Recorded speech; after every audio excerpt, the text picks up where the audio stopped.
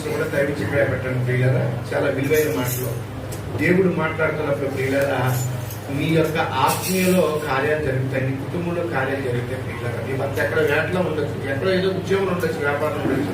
నీవు ఇక్కడ యుక్తంగా ప్రార్థన చేసినట్లయితే దేవుడి పట్ల కార్యం చేయడానికి ఆయన సన్నద్ధుడైనాడు. దేవునికి స్తోత్రం. వాళ్ళు మూసుకోండి. కృపమైన కనిక సంపరణ ఈ 3వ దినం ప్రభా మమ్మల్ని ప్రత్యేకించుకొని ప్రభా అయ్యా నీ సేవకి మాట రుణపరచండి ప్రభా. బాబు గారిని బట్టి మరి కుటుంబాన్ని బట్టి వందనాలు ప్రభా. అయ్యా మాకు వచ్చిన అన్నయ్య గారిని బట్టి వందనాలు, నన్ను బట్టి వందనాలు ప్రభా. ఎవరి మనసు అయితే నీ మీద ఆనుకొని ఉండదు అని పూర్ణ దీర్ఘ శాంతి గెలవనగా చేస్తాను ప్రభా. ఇదిగో వాక్యం కూర్చుండగా నీ సేవకుని మాట రుణపరచండి, జీవితాత్మ అభిషేకంతో నింపండి. అయ్యా ఒకవేళ పుట్టుమరంతో 3వ దినం వచ్చారేమో ప్రభా, కోల్పోయి వచ్చారేమో, నష్టపోయి వచ్చారేమో, కోర్టు దుమారాల నుంచి, కోర్టు సాహసాల నుంచి, అయ్యా నైనా తన ఇరుకు నుంచి, ఇక్కడి నుంచి, అప్పుల నుంచి, వ్యాధుల నుంచి, శోధ నుంచి, అయ్యా సమస్యల నుంచి, పిల్లలు లేరని అయ్యా భార్య భర్తల సమస్య వచ్చారేమో, అది ఎటువంటి సమస్య అయినప్పుడు కూడా యేసుక్రీస్తు నామములో ఇక్కడ కార్యం జరగబడునుగా సేవకుని మాట రూఢిపరచండి ప్రభా.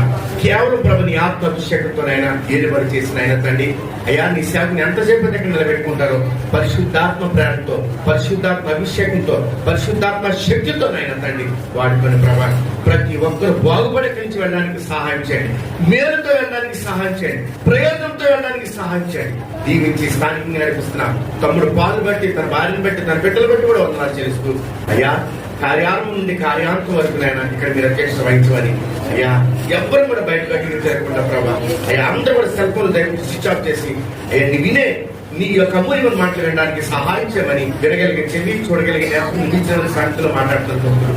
అద్భుతంగా ప్రభా మమ్మల్ని దీవించి అయ్యా దీవించి ఆశ్రయించి చక్కగా తిరిగి వెళ్ళడానికి భాగ్యంలోకి నడిపించమని అయ్యా త్వరలోనే వీళ్ళందరూ సాక్ష్యం చెప్పాలి ప్రభా. 3వ రోజు దేవుడు మాతో మాట్లాడి మా జీవితం ఈ కార్యం చేశాడండి ఇక్కడ స్థానిక సంఘంలో సాక్ష్యం చెప్పుకునే గొప్పలోకి నడిపించమని, మళ్ళీ అనేక మర్యాదలు మేము వచ్చి నీ నామం మహిమపరిచే గొప్పలోకి నడిపించమని యేసు రక్షక నామములో ఈ ప్రార్థన వినగా వేడుకుంటున్నాను తండ్రి. ఆమేన్ ఆమేన్ ఆమేన్. మంచిది ప్రియులారా, మరి ఈ సమయంలో మరి దేవుని సేవకి నేను ఆహ్వానిస్తున్నాను. చక్కటి వర్తమానం ద్వారా మనతో దేవుడు మాట్లాడాలని మీరందరూ కూడా మనసులో ఏక మనసు ఏకాత్మగా ఉంటుంది. రండి అయ్యా. Praise the lord.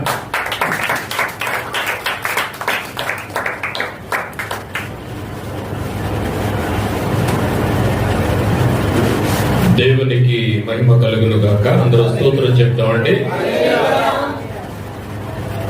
ఒక వాక్యాన్ని చదువుకుందాం. ఒక చిన్న దేవుని యొక్క చరణాన్ని పాడుకుని శరీర క్రియలన్నీయు నాలో నశింపచేయుమయా,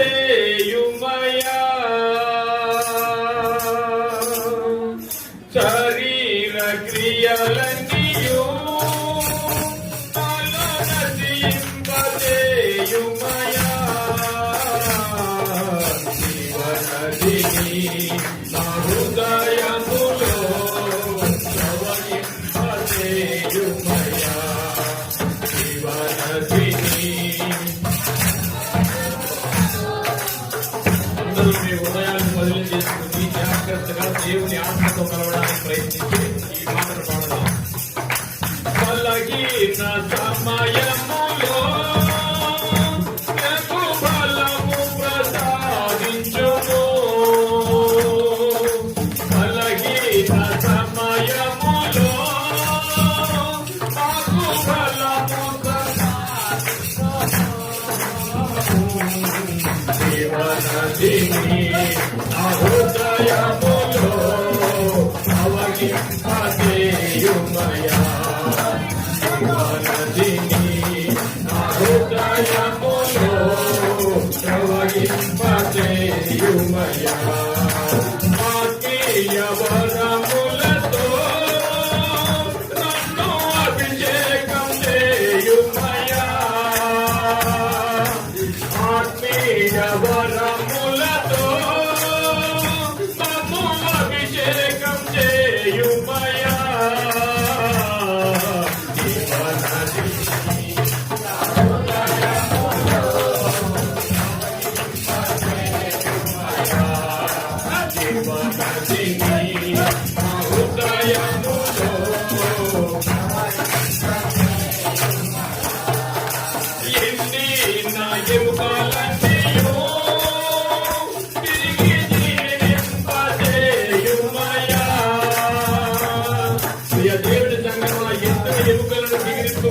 ఉన్నాడే ఈ భూమి మీద ఆయన యేసుక్రీస్తు దేవుడు. కన్నీ నా ఎముకలన్నీయో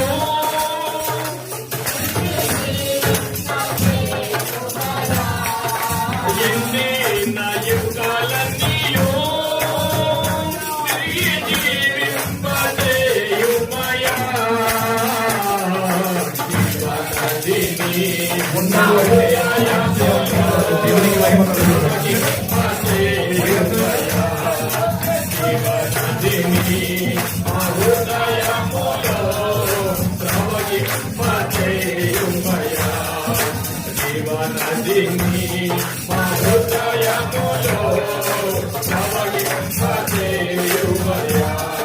దేవునికి మహిమ కలుగును. దేవునికి మహిమ కలుగును గాక. ప్రియ దేవుని సంగమా, ఇది 3వ రోజు అనుకుంటాను. దేవుని కృపను బట్టి తమ్ముడు పౌలు గారు నన్ను అడిగినప్పుడు చాలా సంతోషించాను. సంఘానికి రావడానికి చాలా సంతోషం తమ్ముడు, మీకు వందనాలు. అలాగే కూడి వచ్చిన మీ అందరికీ యేసువారి పేరటి శుభాభివందనాలు తెలియజేసుకుంటూ, నా పేరు విష్ణు బాబు అండి. బాబు అంటారు. నేను ఒక ఆర్ఎంపీ డాక్టర్ని, తర్వాత ల్యాబొరేటరీ ఉన్నాయి. సో తమ్ముడు అడిగిన వెంటనే చాలా సంతోషించి మీ దగ్గరికి రావడానికి దేవుడు కృప చూపినందుకు, మిమ్మల్ని అందరినీ కలవడానికి దేవుడు నాకు ఇచ్చిన అవకాశానికి కృతజ్ఞతాస్తుతులు చెల్లిస్తున్నాను. దేవునికి మహిమ కలుగునుగా. లేవి కాండము 16వ అధ్యాయము 29వ వచనం.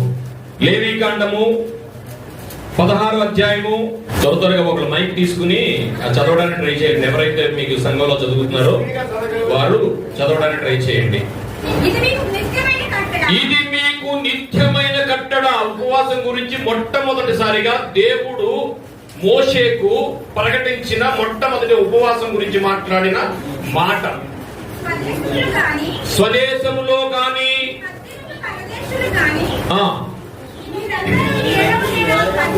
మీరందరూ 7వ నెల 10వ నాడు ఏ పని అయినను చేయక.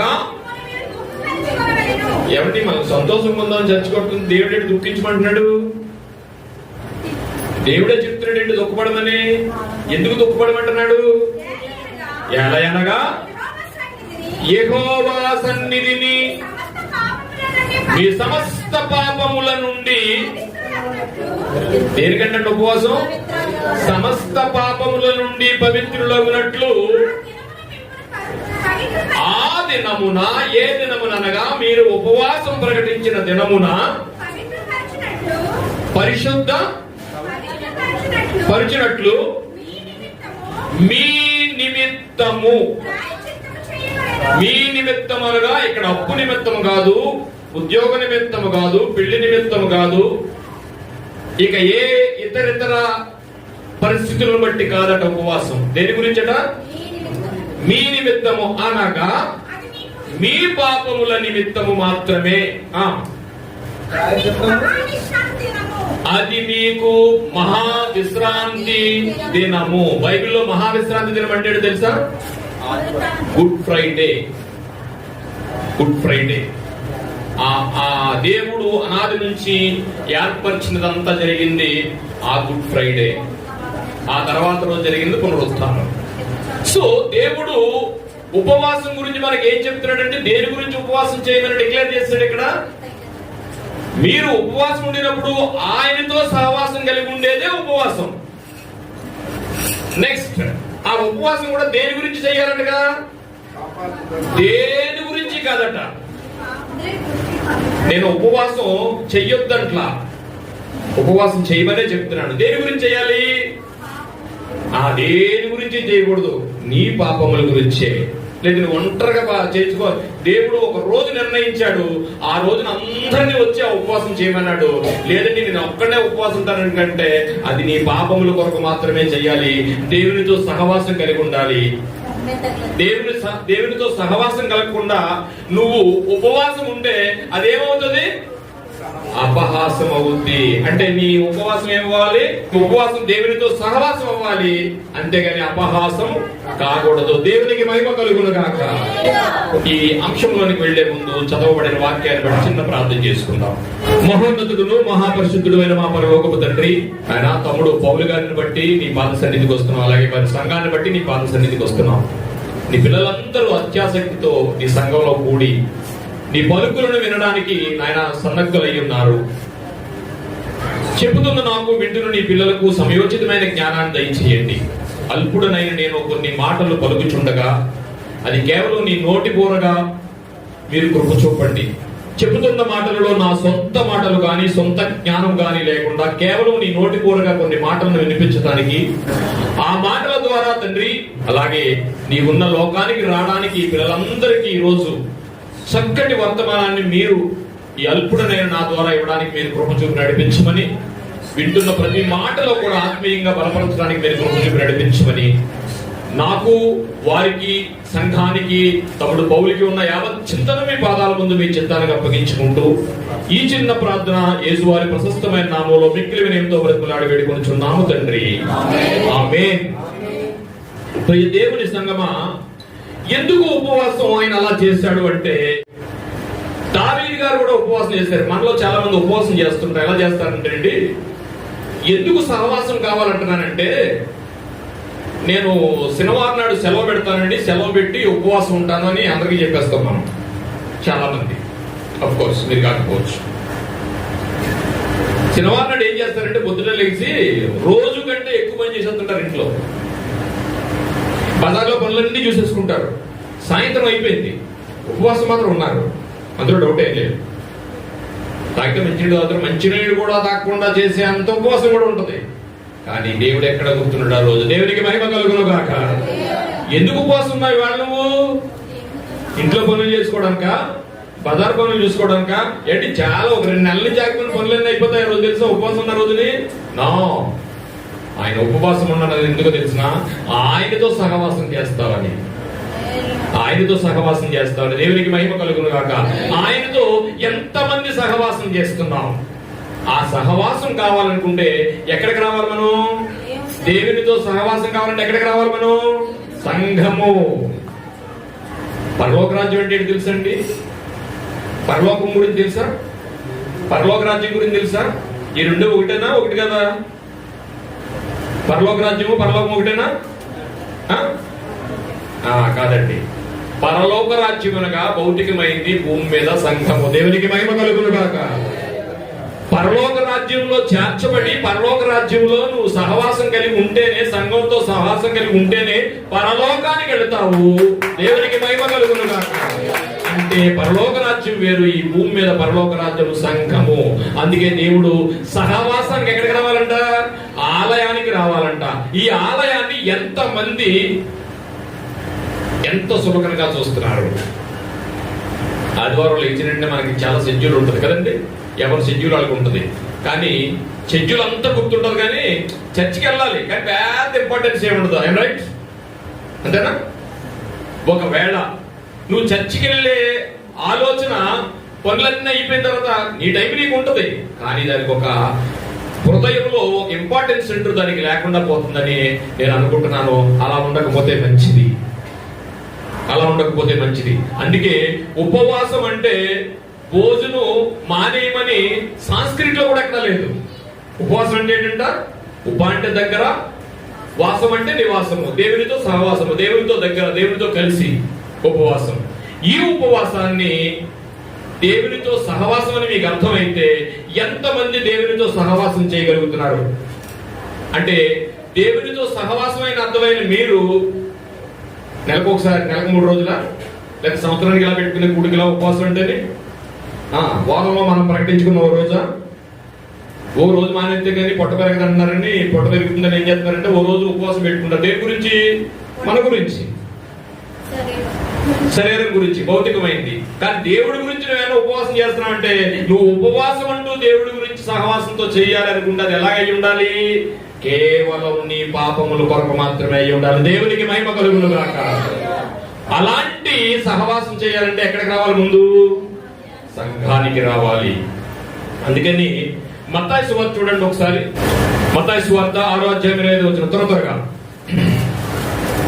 మత్తాయి సువార్త 6వ అధ్యాయము.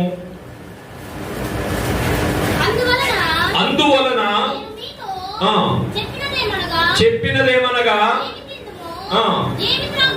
చూడండి, నేను మీకు చెప్పేది ఏంటంటే, నాకు ఏం మాట్లాడుతున్నాడంటే, ఏమి తిందుమో ఏమి త్రాగుదమో అని మీ ప్రాణములు ఏమి ధరించుకుందుమో మీ దేహమును గూర్చి అయినను చింతింపకుడి. వస్త్రము కంటే దేహమును. చాలండి, ఇవన్నిటి గురించి ఆయనకి తెలిసినట్టు మీకు ఇవ్వడానికి. కానీ మీరు ఉపవాసం దేనికి చేయాలి తెలిసినా? వారి ఎవరి పాపముల గురించి వాళ్లే ఉపవాసం చేయాలి. ఉపవాసం చేసినా చేయకపోయినా, అప్పుడు మన జాతి దాంట్లో ఉపవాసం ఉందా? ఉపవాసం లేదు, ఆయనకి తెలుసు. అందుకే ఆయన అంటున్నాడు, మనం ఆయనతో ఎలా ఉండాలంట? యోహాను సువార్త 15వ అధ్యాయము 7వ వచనం. యోహాను సువార్త 15వ అధ్యాయం 7వ వచనం. నా యందు మీరును అంటే అర్థమైపోయిందంటే, ఇప్పుడు సహవాసం అంటే అర్థమైపోయిందా? నా యందు మీరును మీ యందు నా మాట నిలిచి ఉండిన ఎడల. మాట అనగా ఏంటి? ఆయన వాక్యము. ఆయన వాక్యం అనగా బైబిల్. దేవునికి మహిమ కలుగునుగాక. చదవండి, మళ్ళీ చదవమ్మా. నా యందు మీరును మీ యందు నా వాక్యము నిలిచి ఉన్న ఎడల. ఆయన వాక్యం ఏంటండి, మనం మనసు ఉంచిన ఎడల, ఆయన ఏందంటే, ఆయన మాట ఏందంటే, ఆయన వాక్య ప్రకారంగా బ్రతికిన ఎడల మీకేమి ఇష్టం ఉన్నదో అడుగుడి. ఉపవాసం చేస్తే కానీ ఏమన్నాడా? రాసింది అక్కడ. అందులో ఎక్కడన్నా ఉపవాసం కూడా చేయాలని ఉందా? దేవునికి మహిమ కలుగును గాక. నీ ఉపవాసం అపహాసం కాకుండా ఉండాలంటే నీ సహవాసం దేవునితో సక్రమంగా ఉండాలి. దేవునికి మహిమ కలుగును గాక. ఈ వాక్యంలో నా యందు మీరు మీ యందు నేను ఉన్నప్పుడు అక్కడ ఏదైనా ఉపవాసం కూడా చెయ్యండి, ఉపవాసం చేస్తేనే మీకు కావాల్సింది ఇస్తానన్నాడా? కానీ మనం ఇప్పుడు వాక్యం ఏమైనా మేరకునేమో ఉపవాసం చేసి అంటే, మళ్ళా ఆయన ఎవరో వచ్చారంటే ఉపవాసం చేయొద్దన్నారని అంటున్నారేమో. కాదు, నేను చెప్పేది ఏంటంటే ఉపవాసం చెయ్యండి. ఎందుకంటే మీ ఉపవాసం మీ పాపముల కొరకు, ప్రత్యాత్తాపం కొరకు ఉపవాసం చేయాలి. ఉపవాసం అంటే అర్థమైందని అనుకుంటున్నాను, ఆయనతో సహవాసం అంటే అర్థమైందని అనుకుంటున్నాను. సహవాసం ఎలా చేయాలో చెప్తాను నేను. ఎలా చేయాలి సహవాసము? ఓ రోజండి దేవుడు పిలిచాడు ఒక ఆయన్ని. పిలిచి, బాబు నేను వీళ్ళందరినీ పుట్టించానయ్యా పెద్దయినా, కానీ వీళ్ళు నాతో సహవాసం చేయట్లేదు. నాకు చాలా కోపం వచ్చింది. ఈ భూమి మీద ఉన్న సమస్త జనాన్ని నేను తీసేయాలనుకున్నాను. దేవునికి మహిమ కలుగును గాక. నువ్వేం చేస్తావంటే చూడండి ప్రియులారా, మనకి ప్రకృతి విపత్తులు వచ్చినప్పుడు ప్రభుత్వం వారు సురక్షితమైన ప్రాంతాలకి మనం చేరుస్తూ ఉంటారు కదా. తుఫాన్లు గట్ట వచ్చినప్పుడు మన జాలర్లు కూడా చెప్తూ ఉంటారు వెళ్ళొద్దని. అలాగే దేవుడు కూడా నీ నా కొరకు ఒక లోకాలను మనకు సృష్టించాడు. మన కొరకు ఒక 2 లోకాలు ఎదురు చూస్తున్నాయి. దేవునికి మహిమ కలుగును గాక. దేవుడు కూడా మనందరినీ ఒక సురక్షితమైన ప్రాంతానికి చేరడానికి ఒక చక్కటి ఆలోచన చేసి అనాది సంకల్పంలో మనందరినీ ఇక్కడ కూర్చోబెట్టి ఆయనున్న స్థలానికి తీసుకెళ్ళడానికి ఒక ప్రణాళిక చేశాడు. అలాగే చేస్తే మొట్టమొదటి రోజులలో అందరూ కూడా దేవునికి ఎదురు తిరిగారట. ఎదురు తిరిగినప్పుడు పెద్ద ఆయన పిలిచి, నాయన నేను ఉంచను రా, తీసేస్తున్నాను రా. నువ్వేం చేస్తావంటే ఒక వాడోడు కడితే ఎవరైతే పిలుస్తావో పిలు, నేను కూడా చెప్తాను, బొచ్చును ఎక్కించు, కాపాడుకుంటే నీకు కుటుంబాన్ని కూడా కాపాడుకో అని పిలిచాడు. ఎవరిని? నోవహు కుటుంబమే ఓడలోకి చేరింది, ఆ దేవుని కుటుంబమే నీటిలో మునిగిపోయింది. నోవహు కుటుంబమే వాడలోకి చేరింది, ఆ దేవుని కుటుంబమే నీతిలో మునిగిపోయింది. జంతువులే పక్షులే జీవరాశులే చేరిపోయాయి, తన పిల్లలే ఎంత చెప్పినా వారు రాలని తెలిసిపోయింది. ఈ లోకమే మాకు చాలని పరలోకమే మాకు వద్దంటే ఎవరికి వారి పరలోకం, తన పిల్లలంటే అది నరకం. ఎవరికి వారి పరలోకం, తన పిల్లలంటే అది నరకం. హృదయములో నొచ్చుకున్నాడు అప్పుడే, తన పిల్లలు వారిని తెలిసిపోయింది అప్పుడే. హృదయంలో నొచ్చుకున్నాడు అప్పుడే.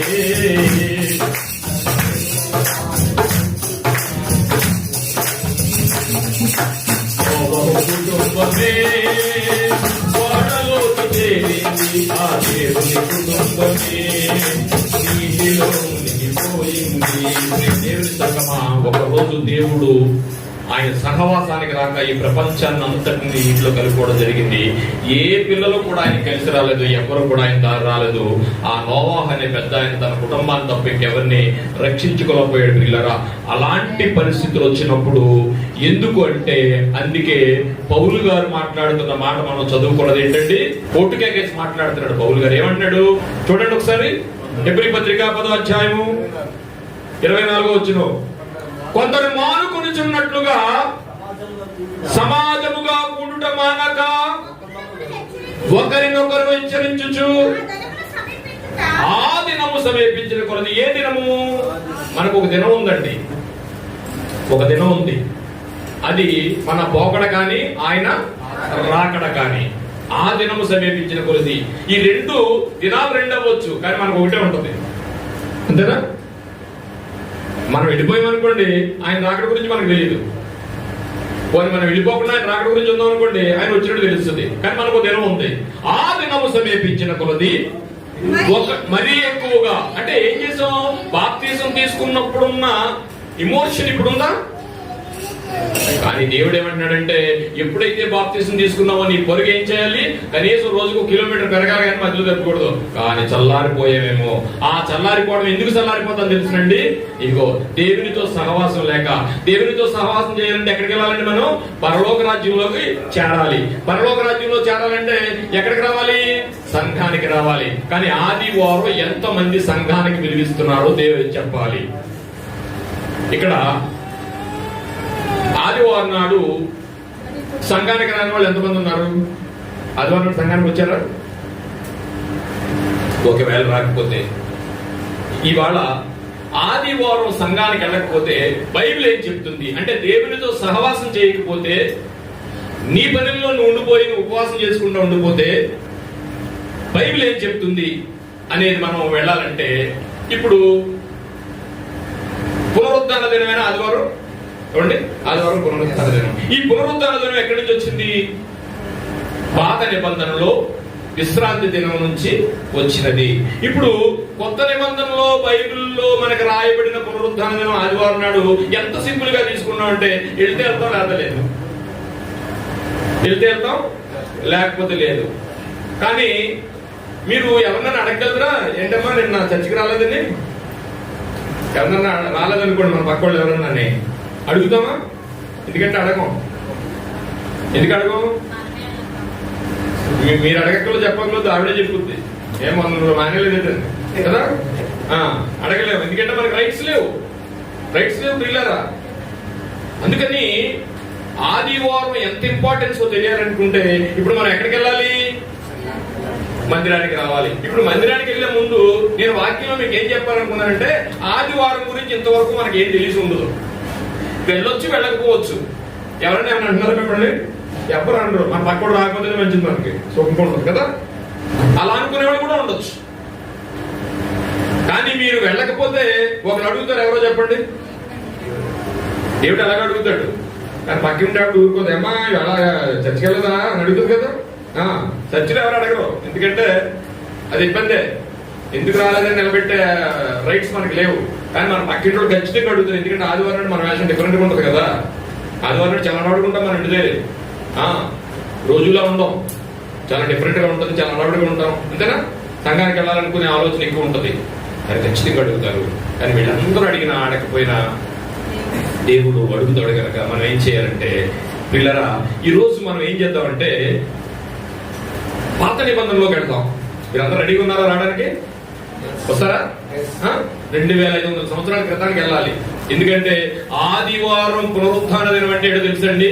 ఈ ప్రపంచంలో ఉన్న గ్రంథాలన్నీ రాసిపోసి మీరు చదివితే ఏ పుస్తకంలో కూడా కొన్ని కోట్ల పుస్తకాలు ఉన్నాయండి ఈ భూమి మీద.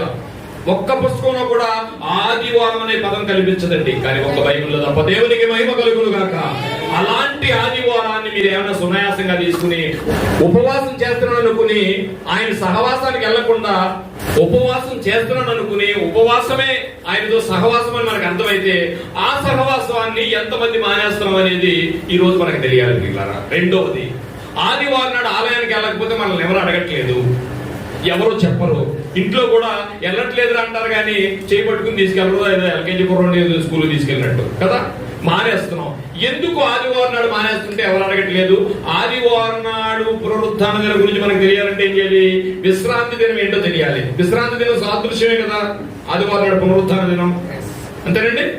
సో ఇప్పుడు పాత నిబంధనలో ఏమన్నా ఇబ్బందులు ఉన్నాయా విశ్రాంతి దినానికి వెళ్ళకపోతే అనేది మనకు తెలియాలి అనుకుంటే, ఒక్కసారి మీరందరూ మోషే గారి కాలానికి రావడానికి అందరూ రెడీగా ఉంటే మీ హృదయాలను బదిలీ చేసుకుని అసలు విశ్రాంతి దినం ఏంటో మనం చూద్దాం. పాత నిబంధనలోకి వెళ్దాం, మోషే గారి దగ్గరికి వెళ్దాం. ఏమండి? సంఖ్యాకాండము 15వ అధ్యాయము 32వ వచనం. మీకు చిన్న ప్రశ్న, యేసు ప్రభు వారు పాత నిబంధన వాడా కొత్త నిబంధన వాడా? యేసు ప్రభు వారు పాత నిబంధన వాడా కొత్త నిబంధన వాడా? ఏదో నేర్చుకుందాం ఇవాళ ప్రియులారా. మీరు ఖచ్చితంగా ఆదివారంలో ఉన్న ఇంపార్టెన్స్ ఏంటో తెలియాలి మనకి. ఎందుకంటే ప్రపంచంలో ఏ పుస్తకం లేని ఆ ఆదివారాన్ని ఈ బైబిల్ గ్రంథంలో ఎందుకు గ్రంథస్థం చేయించాడు దేవుడు, అది మనకి తెలియాలి. నేను నిజమేనండి, మీరు ఎన్ని గ్రంథాలు తీసుకోండి ప్రపంచంలో ఆదివారం అనే పదం ఉండదు. దేవునికి మహిమ కలుగును గాక. ఈ ఆదివారం అనే పదాన్ని లేకపోతే ఆ దినాన్ని, ఎందుకంటే ఈ ప్రపంచానికి మరణించి లేచిన పునరుత్థాన దినమే ఆదివారం. అలాంటి దినాన్ని మనం సునాయాసంగా తీసుకున్నామే ప్రియులారా. అంటే దేవుని యొక్క ఉపవాసాలు చేస్తున్నాం కానీ ఆ ఉపవాసం అపహాసం అవుతుందేమో, ఆయన సహవాసం లేక. ఆయన సహవాసం గురించి మనం మాట్లాడుకుంటున్నాం కాబట్టి ఒక్కసారి మనం అక్కడికి వెళ్ళిపోదాం. వెళ్లే ముందు యేసు ప్రభు వారు కొత్త నిబంధన వాడా పాత నిబంధన వాడంటే కొత్త నిబంధనకు పాత నిబంధనకు మధ్యవర్తి ప్రియులారా. దేవునికి మహిమ కలుగును కాక. అలాంటి ఆయన మరి పాత నిబంధనలో విశ్రాంతి దినాన్ని పాటించాడా? చూద్దాం ఒకసారి. చూడండి, లూకా సువార్త 4వ అధ్యాయం 16వ వచనం. త్వరగా చెప్పాల్సింది చాలా ఉంది, సమయం తక్కువ ఉంది. తరువాత ఆయన పెరుగున నజరేతునకు వచ్చెను, తన వాడుక చెప్పున విశ్రాంతి దినమందు సమాజ మందిరములకు చేరి చదువుటకై నిలిచుండును. ఎవరైనా యేసుక్రీస్తు వారు పాత నిబంధనలో ఆయనకు కూడా ఎలాగెళ్ళాడట ఆలయానికి? ఎలాగెళ్ళాడట? వాడుక. వాడుకంటే అర్థం ఏంటండి? మనం కొట్టు దగ్గర కొనుక్కుంటాం కదా, కొనుక్కోవడం వేరు, వాడుక వేరు. వాడుకంటే తరచు ఖచ్చితంగా మనం అక్కడికే వెళ్ళాలి. వాడుకంటే అది వాడుక చెప్పున. మనకి మీకేమైనా వాడుకలు ఉన్నాయా? వాడుకలు ఉన్నాయా? ఉంటాయండి. పాలు వాడుక, ఆ వాడుక. ఏ వాడుక లేకపోయినా తెలుగులో చెప్పనా, నీ గొట్టం అని ఉంటుంది తెలుసా? యు చూపు. యు అంటే నువ్వు, చూపెట్టే గొట్టం, అంతేనా? యు చూపు, అది వాడుక. ఇదేది ఇది ఏదైనా ఉండండి. ఆదాం గారిని మనం ఏం చేస్తామంటే ఆయన పండు తిన్నాడు కనుక మనం ఎలా పడిపోయాడు, ఆయన పండు తినకపోతే మనకి ఎంత బాగుండదో కదా. తెల్లారి లేకపోతే ఆదాం గారిని అమ్మమ్మ గారిని మనం ఆడిపోసుకుంటాం. కానీ ఒకప్పుడు పాత నిబంధనలో ఆదాం గారు ఏదైనా వనంలో ఉన్నాడు, కానీ ఇప్పుడు ఏదైనా వనం మన జేబులో ఉంది. దేవునికి మహిమ కలుగును గాక. ఏమండి? రోజుకి ఎన్ని పండు తింటాం మనకే తెలియదు. పాప ఆయన ఒకసారి ఒక పండు తిన్నాడు, కానీ రోజు తిడతానే ఉంటాం ఆయన మనం, అవునా? రోజు తిడతానే ఉంటాం. అందుకని ప్రియులారా, యేసు ప్రభు వారు కూడా తన వాడుకు చెప్పిన విశ్రాంతి దినానికి వెళ్ళాడట. ఈ రోజు పునరుత్థాన దినానికి నీ వాటికి ఏమన్నా ఉందా? తెల్లారు లెగిస్తే ఆలయం ఆలయం ఆలయం ఆదివారం నాడు మిస్ అవ్వకూడదు అనుకునే తపన ఏమన్నా ఉందా? మరి ఎందుకు యేసుప్రభు వారికి ఉంది విశ్రాంతి దినంలో? ఆయన ఒక్కడైనా? పౌలు గారు చూడండి, అపోస్తుల కార్యములు 18:4 అతడు ప్రతి విశ్రాంతి దినమున సమాజ మందిరంలో తర్కించుచు, అంటే ప్రతి విశ్రాంతి దినాన్ని పాత నిబంధనలో పౌలు గారు తెచ్చుకెళ్లారా? ఎస్, వెళ్ళారట. అంటే ఆ రోజు పాత నిబంధన సాదృశ్యమే ఈ రోజు పునరుత్థాన దినమైనప్పుడు, దేవునితో సహవాసం అయినప్పుడు ఆ సహవాసాన్ని వాడు మానకుండా వెళ్ళారు. కానీ ఈ రోజు అదే పాత నిబంధనలో విశ్రాంతి దిన పునరుత్థానంగా మారిన కొత్త నిబంధనలో ఈ రోజు నువ్వేమన్నా వాడుకగా వెళుతున్నావా? ఈ రోజు మన ప్రశ్న అది. ఆదివారం వెనక ఎంత మర్మం ఉందో తెలుసా అండి? ఆలయానికి రాకపోవడం వల్ల ఎంత భయంకరమైన పరిస్థితులకు వెళ్ళిపోతున్నామో తెలుసండి. మనం చాప కింద నీరులాగా చాపగ్రస్తులు అయిపోతున్నాం పిల్లలు ఆలయానికి రాక. విశ్రాంతి దినంలో ఉన్న భయంకరమైన పరిస్థితులు ఏంటో మనకు తెలిస్తే మళ్ళీ మనం ఆలయం ఆదివారం మానవ ప్రియులారా, ఆలయమే మానవండి. ఇప్పుడు ఎవరిని చూసాం మనం? పాత నిబంధనలో వాడుకు చెప్పులు వెళ్లేవాడిని సాక్షాత్తు యేసుప్రభు వారిని చూసాం. ఆ తర్వాత మహాశయుడు పంచకాండాలను అవకాశాలు పట్టిన పౌలు గారిని చూసాం. ఇక్కడ చూడండి ఒకసారి, అపోస్తుల కార్యం 17:2 కనుక పౌలు తన వాడుక చెప్పున సమాజపు వారి యొద్దకు వెళ్లి క్రీస్తు శ్రమపడి మృతులలో నుండి లేచుట అవశ్యమని అపోస్తుల కార్యంలో ప్రచురము చేయు ఉన్నాడనియు లేఖనములో నుండి దుష్టాంతములెత్తి. చూడండి, ఆయన కూడా పౌలు గారు కూడా విశ్రాంతి దినాన్ని పాటించాడు. అంటే విశ్రాంతి దినానికంటే పునరుత్థాన దినం ఆదివారం ప్రమాదం అంటారా? విశ్రాంతి దినం ప్రమాదం అంటారా? అసలు విశ్రాంతి దినం ఎంత ప్రమాదమో తెలిస్తే ఆ తర్వాత మనకు ఆదివారం ఎంత ప్రమాదమో తెలుస్తుంది. అందుకని మనం ఎక్కడికి వెళ్దామంటే సంఖ్యాకాండానికి వెళ్ళిపోతాం.